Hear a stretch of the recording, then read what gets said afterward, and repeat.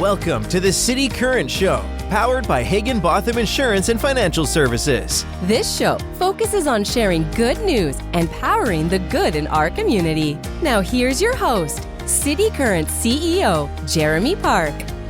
Welcome back to the City Current Show, powered by Higginbotham. I'm your host, Jeremy Park. We're always honored to bring you inspiring stories of individuals and organizations making a difference and powering the good.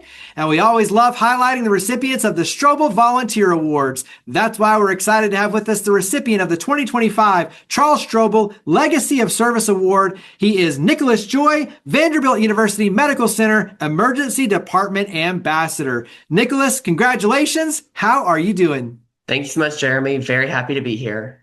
Well, first of all, congratulations. It's a huge honor when you talk about the Charles Strobel Legacy of Service Award. Huge honor indeed. And we'll talk about what that means to you in a little bit. But let's start. Give us a little bit of your backstory and how you got into becoming a Vanderbilt University Medical Center Emergency Department Ambassador. Absolutely. So it goes back to high school. I came from Houston, Texas, and when I was going into my sophomore year, I knew for the longest time I've wanted to become a physician. And so I lived just outside of the main town, so opportunities for clinical exposure were kind of limited. You kind of had to know people to get your foot in the door. Or I discovered these opportunities at local hospitals to serve and give back as a volunteer. And at the time, this was immediately before the pandemic, I got started on a clinical floor. I believe it was the cardiac ICU. And of course, initially, this was a way that I envisioned to get clinical exposure, to be able to interact with patients, but really evolved into so much more, particularly through just experiences in the COVID-19 pandemic. I was part of the one volunteer program that was able to be brought back in 2020, which was incredible, just getting to volunteer through essential supply, through a surgical desk, through multiple other patient floors, getting to go and interact with so many different patients and so many different parts of the care team.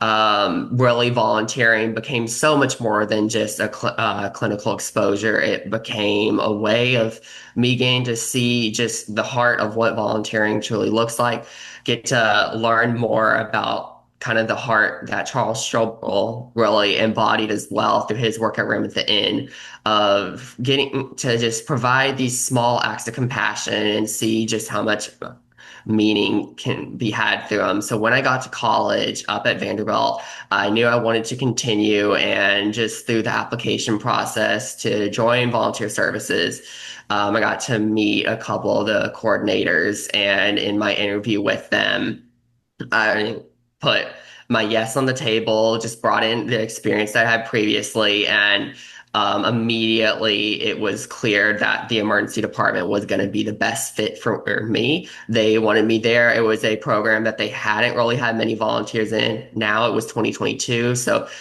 only had a handful since 2020, but they were wanting to ramp it back up, and they thought it was a good fit. And so from there, I got to go in, and it was completely different from the opportunities I had previously. Of course, many of my previous placements were on inpatient units where the pacing was a little bit slower. You got to see the same patients for a couple of days at least. In the emergency department, you could maybe interact with a patient once, and then just a couple hours later, they're in a different part of the unit or even on a different floor. And so it was kind of a way for me to change my impact for sure to these much shorter but still very meaningful engagements, trying to see how I could just make an impact with the 2-3 minutes I had with each these patients or their family members in what is ultimately one of the hardest days that they will remember for a long time in their life. Yeah, absolutely. I mean, if they're in the emergency room, they are seeking comfort, but they're confused. Like there's a lot going on. And so being able to interact with them with calm and confidence is huge. Talk about some of the things that you experienced. So obviously the interaction short, and a lot of different people, but give us an idea of what those interactions were like and some of the things that you were able to do. Absolutely. So I'll go with one particular interaction that kind of stands out to me, and I've highlighted it before. There was this patient. She was by herself in a room and had unfortunately been there for several hours. It's kind of the flip side of some of our interactions in the emergency department. Some can be short and sweet, and then some they can be present for a longer time. But she didn't have any family that was able to visit her, didn't have any friends nearby that were able to come and visit. And so she was very much isolated in this one room where, of course, there's so much action going on outside her door in the hallway. She preferred to keep her door cracked just to keep seeing kind of that organic movement. But at the same time, within her room, the light was off and she was just kind of there by herself. And these are definitely some of my favorite interactions where I get to kind of exit the noise and the hustle and bustle in the hallway and just come and be present for this one patient for a few minutes. And for her, what she really just needed was somebody to talk to. And so what would normally be a 2 to 3 minute interaction ended up evolving into more of a 15-minute conversation where she didn't necessarily want any blankets or like food or drink, which I sometimes am able to provide to other patients I saw. But in this case, it was more so just getting to hold that space and occupy some of her time, get to hear some of her life story and just kind of go through different things on her mind. And at the time, the most important thing I feel like for her that I could tell was she just needed a space to talk. It was partially about what she had experienced that brought her here, but it was also partially about just some other things that were occupying her mind, and that was therapeutic too. And so just getting to, I feel like with the ED ambassador role, while passing blankets, passing pillows, passing food and water are like kind of your bread and butter activities, it is really a role that's my tasks end up being shaped by the patient, what they most presently need when I get to go and visit them on the floor. Yeah, it's about the connections, the relationships that are formed. Exactly. Even though they're, a moment in time, those are very meaningful in terms of what that means for the patients and those you're able to support.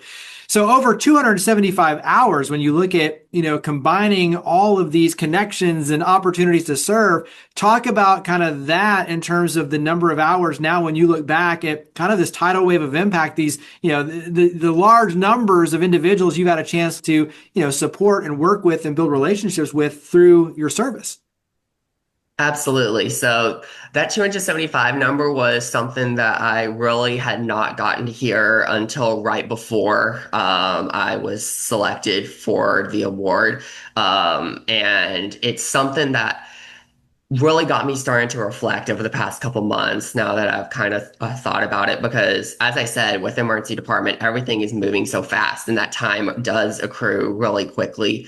But it's also a number that reflects just so many different days. Like this is not just maybe 8 hours here, 8 hours here where we add up quickly. No, most of the time I was doing 2 hour, 4 hour shifts, which means even more, I feel like, just in terms of how much I've gotten to see. I was volunteering at the emergency department on the day of the Covenant School shooting, for example. I was there in the midst of some different isolated domestic violence incidences. I was there on some Sunday afternoons where maybe things were a little bit, this is a word that we really don't like to say in the emergency department, but I'm going to say it here, for example, quiet. Just try not to jinx that. But I've really seen the emergency department in so many different phases over these hours and gotten to see so many different members of the Nashville community. I feel like just coming in and out of those doors as part of those hours, as part of those days in the emergency department. And most importantly, gotten to be a part of so many people's individual stories. We were kind of discussing this before. Nobody really plans to go to the emergency department from the patient front, at least. Of course, when I have my shifts, I am actively planning to go, but nobody from the patients or their families really, this isn't a day on the calendar like, hey, I'm going to go check into the emergency department today at 4 p.m. It's not really how that goes. But because I'm able to be present there at that 4 p.m., it's something that they're never going to forget. And the thing I just hope that they'll remember during their time at the emergency in the emergency room was that they were cared for, that their needs were met, and that they had individuals that were there for them and wanted to support them in this really hard day. And I think that the emergency department ambassadors really get to play a special role in that. For you coming from Houston and obviously, now in Nashville and a chance to build these relationships to make it feel like home. Talk about kind of how that has not only brought you so many more relationships and friendships, but also too shaped what you want to do in your future. So in other words, talk about how the volunteerism, the service has helped shape you personally and even professionally for where you want to go in the future. Absolutely.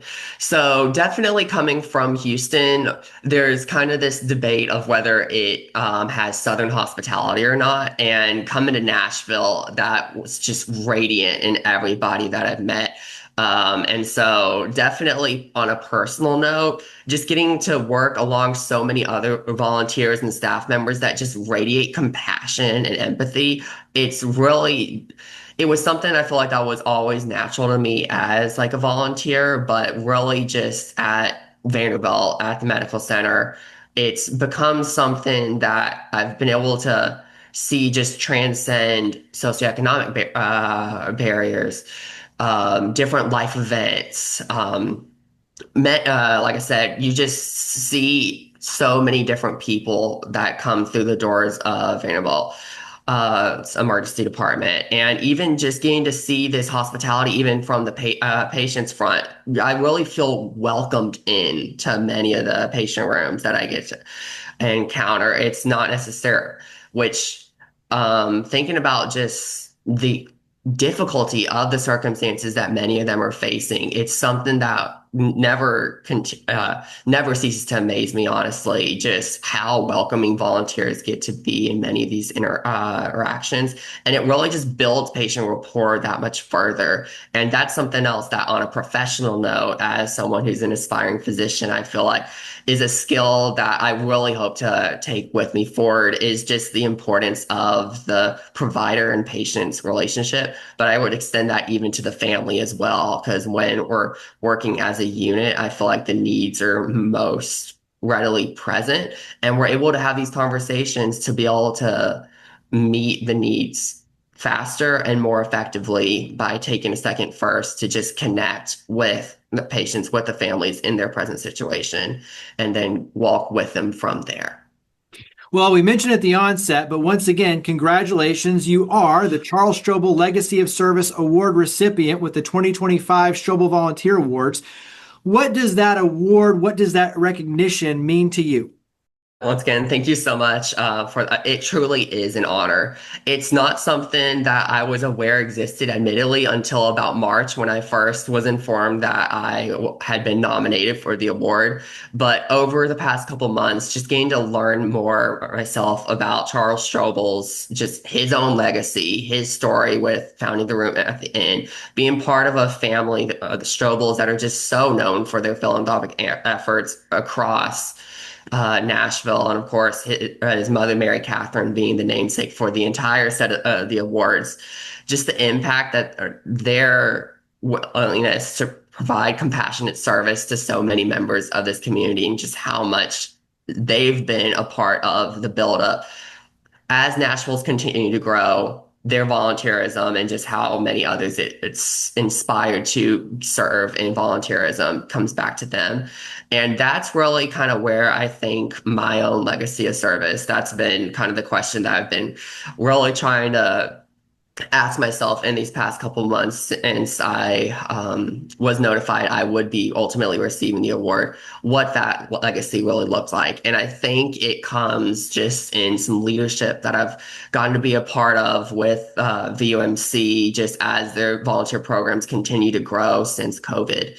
On the college front at Vanderbilt University, we were able to found and have now entered its second year of running what we call STUVO, so it's essentially student volunteers at VUMC, and it's a program where we're trying to develop this sort of pipeline between university students and volunteer opportunities at VUMC. And there's other chapters that have started flourishing at Belmont, at Lipscomb, even all the way down in MTSU, where we're getting to have these unique opportunities of bringing students who want to give back in a healthcare setting and show them the way into opportunities at the local hospital, at 100 Oaks, and even elsewhere, as well as in addition to that organization, I had the opportunity to take my service in the emergency department to a second level and become an ED lead volunteer is what we would call them. And so through that role, I've had the opportunity to help onboard and orient new volunteers to the emergency department,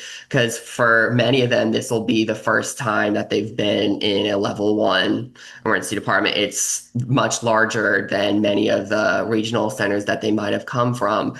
And so just getting to show them the ropes, but then my favorite part is let them lead out on patient interactions, getting to be there with them as they're starting to learn the importance of developing rapport, and getting to see them develop that in the process, I would say, is my most rewarding aspect, I feel like, of the legacy that I developed, is getting to see others just come on and take this passion for service that they have and find these opportunities to just let it flourish. That's awesome.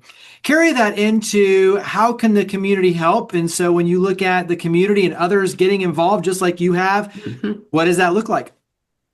Absolutely. So in my interview, actually, for the Charles Strobel Award previously, when I was being considered, one thing that I wanted to just have as my key takeaway was that I firmly believe each and every one of us has something special that is unique to us, whether that be a special interest, a talent, a special skill.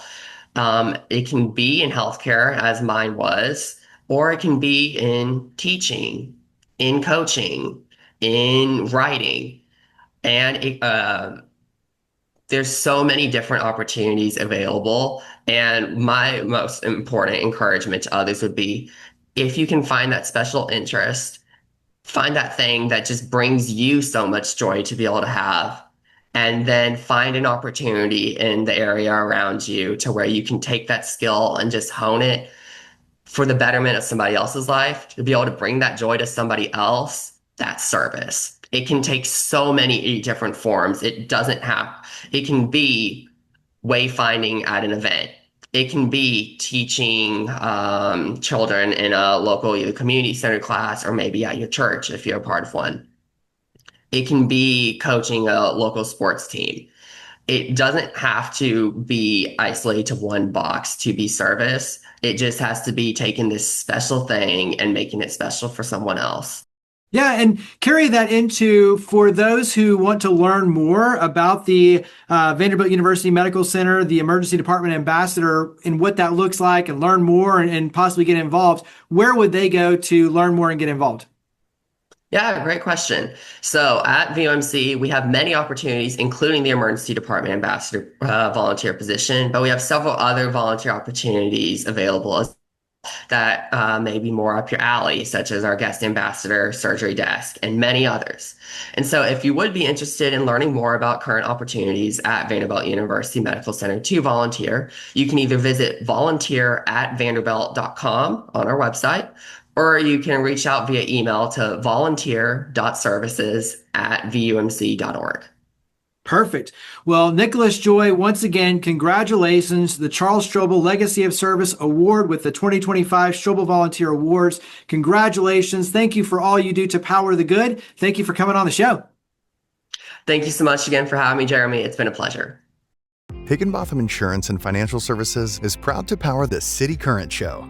We're a people-first company that protects what matters most, the families, businesses, and trailblazers that keep our community going. As one of the nation's top independent insurance firms, Higginbotham is a single-source solution for business insurance, employee benefits, HR services, and personal insurance that's customized for you. We're here to serve you, the people you care about, and your community. Call 866-377-1959 or visit higginbotham.com.